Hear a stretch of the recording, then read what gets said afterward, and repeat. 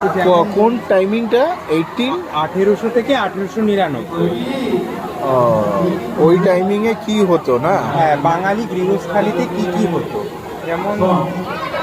বাহ, এটা তোমরা কোন জায়গা থেকে ইন্সপায়ার্ড হয়ে বানিয়েছো? বিশাল তথ্যসূত্র দেওয়া রয়েছে। তথ্য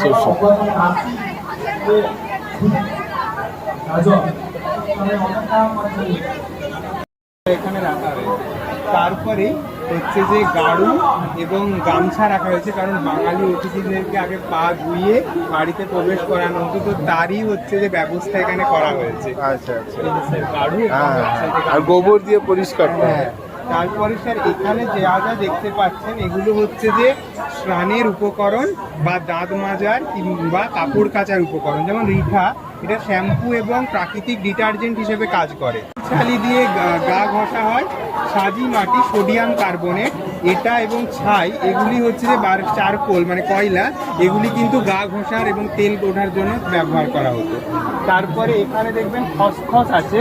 খসখস হচ্ছে যে সেই সময় বাড়িতে হচ্ছে ঘর ঠান্ডা রাখার জন্য এই খসখস ব্যবহার করা হতো। এটা খস নামক যে ঘাস সেটা দিয়ে তৈরি হতো, এতে জলের ছিটে দিয়ে এটা হচ্ছে।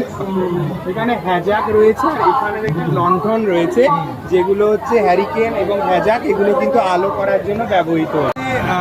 সেই সময়ে লেনদেনের ব্যাপারে ব্যবহৃত হতো।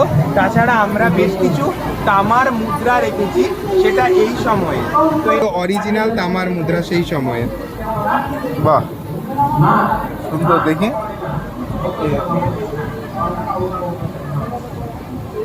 কলা এগুলো পেষণ করা হতো। ওখানে হামানদিস্তা রয়েছে, ওখানে রয়েছে বিভিন্ন মশলা শুকনো হচ্ছে। আগে তো পুরো সেটআপটা খুব সুন্দর হয়েছে। Thank you.